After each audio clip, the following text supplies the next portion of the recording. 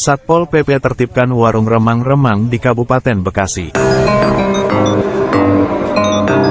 Untuk menindaklanjuti laporan dari masyarakat melalui desa dan kecamatan, Satuan Polisi Pamong Praja Kabupaten Bekasi melaksanakan pemberitahuan himbauan dengan secara tertulis kepada pemilik bangunan, atau pengelola tempat usaha, atau kafe yang digunakan sebagai warung remang-remang. Himbauan tersebut diberikan kepada sekitar 50 lebih pemilik bangunan yang berlokasi di Jalan Irigasi Tanah Merah, Desa Karang Harum dan Desa Karang Sambung, Kecamatan Kedung Waringin, Kabupaten Bekasi yang diduga dijadikan sebagai tempat asusila. Kepala Bidang Trantibum Satpol PP Kabupaten Bekasi, Ganda Sasmita mengatakan, kepada pemilik bangunan yang diduga digunakan sebagai warung remang-remang diminta segera menutup kegiatan usaha atau aktivitas yang mengganggu ketertiban umum sesuai dengan ketentuan Peraturan Daerah Kabupaten Bekasi Nomor 4 Tahun 2012. Ujarnya. Dalam pelaksanaan pemberian surat himbauan tersebut dihadiri pula dari unsur Polres, Kodim, Desa dan unsur Kecamatan. Dari Kecamatan Kedung Waringin, Aang Juanda, Delta News TV melaporkan. Pada sore hari ini, kita dari Satuan Polisi Pamong Praja didukung dengan dari Polres dan Kodim, serta unsur kecamatan dan desa. Alhamdulillah, kita melaksanakan perintah pimpinan, yaitu memberikan surat himbauan terhadap para pelaku usaha yang memiliki bangunan yang digunakan untuk tempat yang diduga asusila. Makanya kami berdasarkan aduan dari masyarakat melalui desa dan kecamatan, kita telah rapat koordinasi dengan pihak terkait dari Satpol PP, dinas terkait, dari PJT, dari unsur kecamatan dan unsur desa, bahwa di sini sesuai dengan deteksi dini juga dari Satpol PP bahwa ada bangunan-bangunan yang digunakan untuk usaha warung remang-remang. Makanya pada sore hari ini sesuai dengan perintah pimpinan kita melaksanakan himbauan secara tertulis kepada para pengelola atau pemilik bangunan yang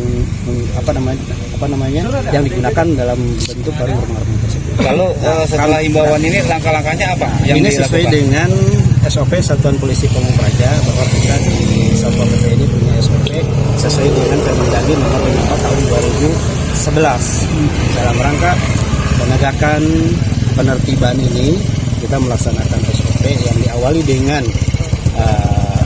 secara persuasif, pembinaan dan sosialisasi. Karena ini kita tidak memungkinkan untuk mereka kita undang, tetapi secara persuasifnya kita berikan surat himbauan untuk mereka tidak melaksanakan kegiatan usaha yang mengganggu ketertiban umum. Langkah selanjutnya, kalau misalkan mereka tidak menggunakan kegiatan usaha yang melanggar aturan ketertiban umum, maka kita akan melaksanakan SOP lebih lanjut. Dari surat himbauan itu ada berapa hari untuk bisa? Berapa lama sih Pak untuk? Nah ini kalau sinambungan karena Pak, kita belum SOP untuk penindakan, kita sifatnya sekarang belum untuk SOP penindakan, kan baru SOP dalam rangka sosialisasi dan pembinaan. Maka ini maksudnya masuk ke sosialisasi dan pembinaan sesuai secara tertulis.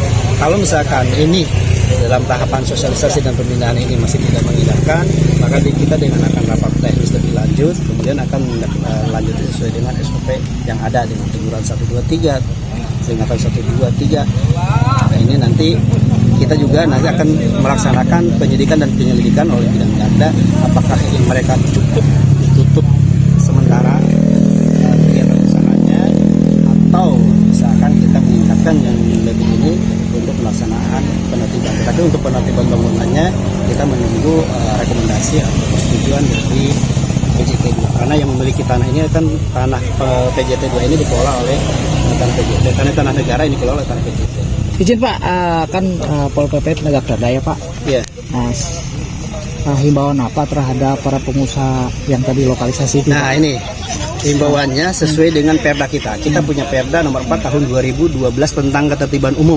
Di dalamnya itu ada salah satu penggunaan tanah negara untuk dijadikan bangunan. Kemudian yang kedua perbuatan asusila. Nah perbuatan asusila ini karena ini berdasarkan informasi ini digunakan untuk perbuatan asusila, maka kita himbau untuk mereka tidak lagi menyediakan tempat untuk perbuatan asusila. Pak, seandainya itu tetap diulangi oleh mereka dan para pelaku asusila dan mereka yang melakukan asus tindakannya apa Pak? Akan Kita- dijaring atau gimana Pak? Kita akan ada beberapa langkah. Nanti tadi setelah pelaksanaan kegiatan ini, kita juga akan evaluasi kegiatan ini secara internal kami dari Satuan Polisi Pamong Praja. Apa ini akan ya mungkin ditindaklanjut dengan penjaringan dari PSK-nya tersebut, misal, atau misalkan kita tetap menutup mereka secara permanen dengan penutupan segel, atau misalkan untuk penertiban bangunan.